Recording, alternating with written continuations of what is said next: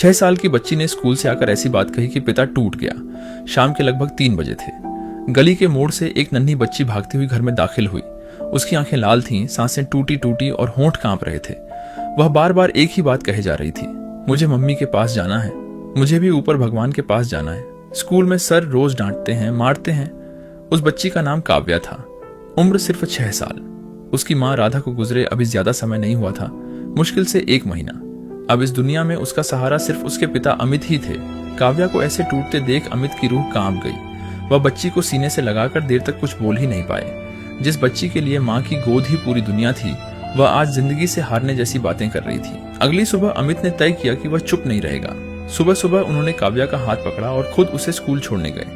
Class के बाहर खड़े होकर उन्होंने टीचर विनोद सर से बहुत ही विनम्रता से बात की।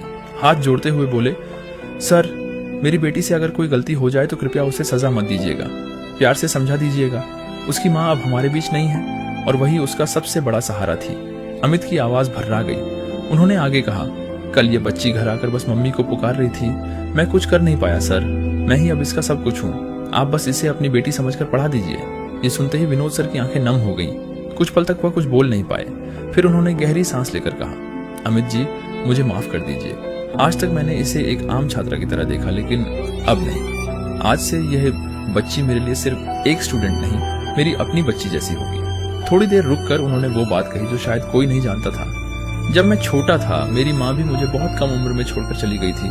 माँ के बिना बचपन कैसा होता है, ये दर्द मैं अच्छी तरह जानता हूँ। उस दिन के बाद काव्या के स्कूल में बहुत कुछ बदल गया। अब उसे डांट नहीं, समझाइश मिलती थी, मार नहीं, हौसला मिलता था, और सबसे बड़ी बात, उसे अपनापन महसूस होने लगा।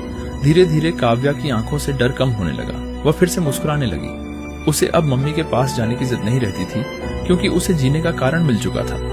कभी कभी भगवान इंसान बनकर सामने आ जाते हैं, बस हमें उन्हें पहचानने की देर होती है। अगर आप उस मास्टर की जगह होते तो क्या आप भी ऐसा ही करते?